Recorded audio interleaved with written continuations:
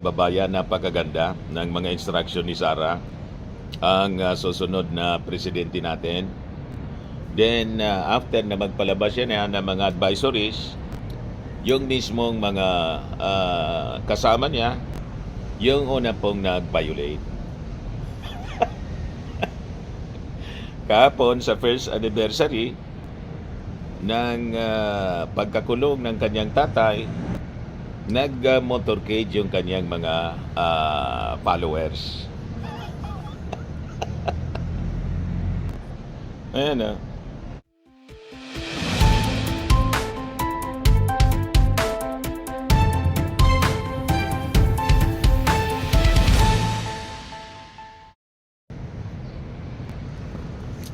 Hello po mga kababayan, kumusta po kayo?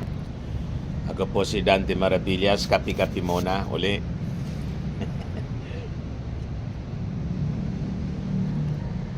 Habang siyempre, tulad ng dati, pag-usapan natin yung mga maiinit na balita. Saka siyempre, ano na naman yan, Mr. Maravillas? Siupaw. Di ba? Kung hindi yung tinapay na may palamang hotdog, ito yung ating kung hindi biskuit. Para madalian lang po. O di ba? Sarap. Anyway,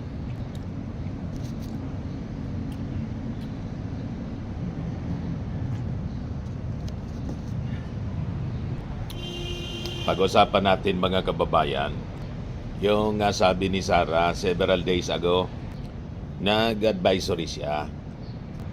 Kailan ito, noong March 7, yung advisory ni Sara, mga kababayan, ito. Dali lang. Ito. Magandang araw sa inyo lahat. Marami sa atin ang nag-aalala. Patuloy ang pagtaas ng presyo ng mga pangunahing bilihin at kasabay ng pagtaas ng presyo ng langis, mas matindi ang magiging hirap. Galing. Binibilang ng mga magulang ang bawat piso at marami sa atin ang nag-aalala sa susunod na mangyayari. Nais kong ipaalam sa inyo, hindi kayo nag-iisa. Tayong lahat ay dadaan sa paghihirap na ito. Mararamdaman natin lahat ang bigat ng pagtaas ng presyo, lalo na ng pagkain. Ngunit meron pa tayong magagawa bilang mamamayan at isang komunidad. At lalong merong kailangan gawin ang pamahalaan. Para sa ating mga lokal na pamahalaan, marami sa mga non-essential na mga aktibidad na gumagamit ng langis ang pwedeng ipagbawal muna, tulad ng parada sa festival. Bumuo ng komite para bantayan ang presyo ng bigas, mantika, pamasahe at iba pang pangunahing bilihin na apektado ng langis at bigyan ng maagang abiso ang mga mamimili at negosyante sa pagtaas ng presyo. Magbahagi ng impormasyon sa pagbabago ng presyo at turuan ng pamilya ng praktikal na hakbang sa pagtitipid, tulad ng pagbawas ng paggamit ng sasakyan at kuryente. Palakasin ang suporta sa lokal na magsasaka at maliliit na supplier upang mabawasan umasa sa imported na produkto para makapagbigay ito ng buffer sa biglaang pagtaas ng presyo. Magpalabas ng mga orders sa pagtitipid sa LGU na susundin ng lahat ng opisina kasama na ng barangay. Bilang individual na mamamayan, ang mga sumusunod ay iilan lamang sa mga pwedeng gawin na makakatulong sa ating pamilya. Bigyang prioridad ang pangunahing bilihin at planuhin ang budget ng pamilya. Very good. Bumili muna sa lokal na produkto upang palakasin ang lokal na ekonomiya at mabawasan ang epekto ng pagtaas ng langis. Very good. Bawasan ang hindi kailangang paggamit ng enerhiya, mag-carpooling, bisikleta, at pwedeng ayusin ang schedule ng lakad upang mabawasan ang madalas na pagbiyahe. Very good. Ngunit, aming responsibilidad na protektahan ang mga mamimili ay higit pa sa ating mga tao o komunidad. Sa mga ahensya ng gobyerno na may tungkulin dito, kumilos na kayo. Kailangan bantayan ang presyo ng langis at epekto nito sa pangunahing bilihin at transportasyon. Magbigay ng maagang babala at magbigay ng paliwanag para sa mga mamamayan. Very good. Ipatupad ang mahigpit na hakbang laban sa hoarding at labis na taas presyo. Gawing regular ang inspeksyon at isarado ang mga lalabag na negosyante. Magbigay ng pansamantalang subsidiyo o price caps sa produktong pagkain at isaalang-alang ang targeted cash transfers sa low-income na pamilya. Magbigay ng advisory sa fuel-efficient na distribution ng pagkain at insentibo sa pampublikong transportasyon. Very good. Makakahanap tayo ng paraan upang mapagaan ang ating pasanin sa pamamagitan ng pagtutulungan sa komunidad, pagtangkilik sa lokal na produkto, at pagiging maingat sa ating paggastos at paggamit ng enerhiya. Kasabay nito, asahan natin ang aksyon ng gobyerno na protektahan ang bawat pamilyang Pilipino at tiyakin ang patas at matatag na pamilihan. Malalagpasan natin ang pagsubok na ito tulad ng nalagpasan natin ang pandemya. Higit sa lahat, huwag tayo mag-isip na gumawa ng masama sa sarili man o sa ating kapwa-tao. Very good. Mamuhay tayo ng marangal at may dignidad kahit tayo ay dumadaan sa kahirapan. Very good. Syukran. Then nagpalabas siya mga kababayan ng isang appeal for the safety and convenience of all Filipinos. Yan, basahin ko na lang sa inyo. Sabi niya, due to the recent rise in fuel prices and the serious concerns about air and noise pollution, I am appealing to people to reconsider organizing motorcades and vehicle caravans parade as a form of protest. These events not only lead to higher fuel costs but also worsen air pollution and increase traffic congestion, causing significant inconvenience to everyone.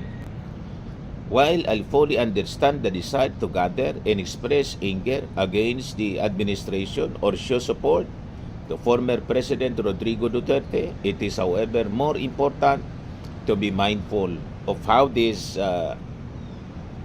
activities impact others in the environment.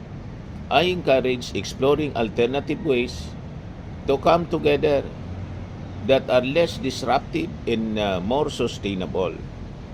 Since we have a long way to go in making the world listen to the failures of government administration in the Philippines, at the same time, we must confront the crisis of loss of jobs of OFWs coming home, as well as the sharp increase in the cost of food and other essential commodities.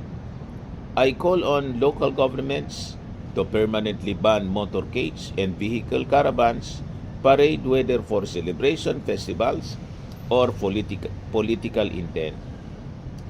Let us do our part to keep our roads and our country safer, cleaner, and more efficient for everyone. Thank you. Sara Duterte, Vice President of the Philippines.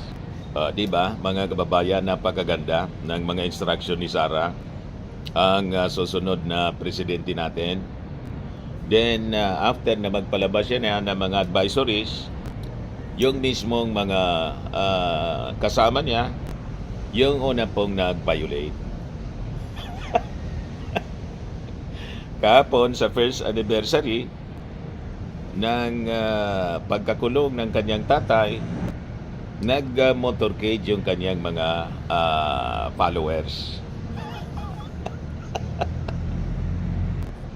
Ayan, nag-motorcade, mga kababayan. Grupo ni Topacio. Kaya sabi dito ni report ito ng ano. Basahin ko muna yung report ng Brigada News FM. Panoorin supporters ng motorcade. Kasabay ng unang anibersaryo ng pag-aresto kay dating Pangulong Rodrigo Duterte. Yan nag-motorcade yung mga gunggong.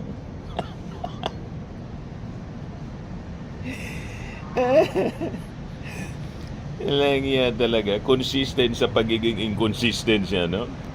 Si Sara Duterte. Talagang ganyan na mga kababayan ng kanyang magiging administrasyon. Consistent sa pagiging inconsistent.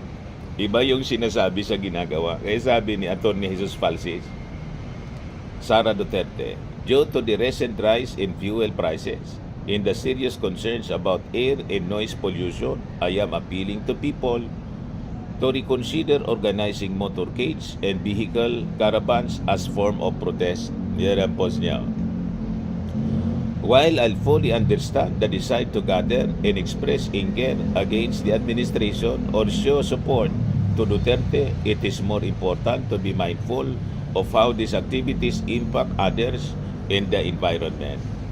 Die-hard Duterte supporters, DDS, na hindi nakikinig kay Sara.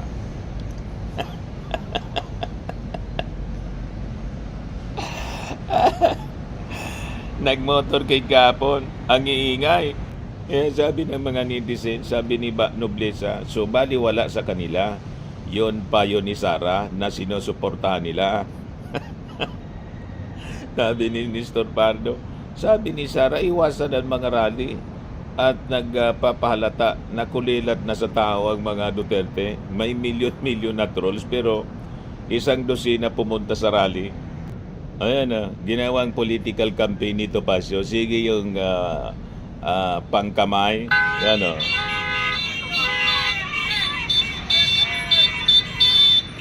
Ayan Topacio.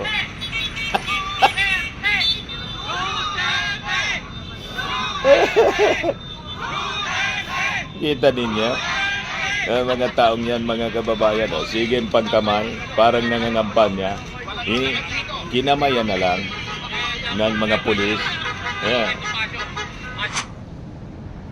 Iwasan daw ang protest at motorcade para iwas din sa sa inconvenience, sa traffic, pati makatulong sa environment, noise pollution. O tingnan ninyo yung ginagawa. Sabi ko sa inyo, yung mga taong yan, puro pasaway.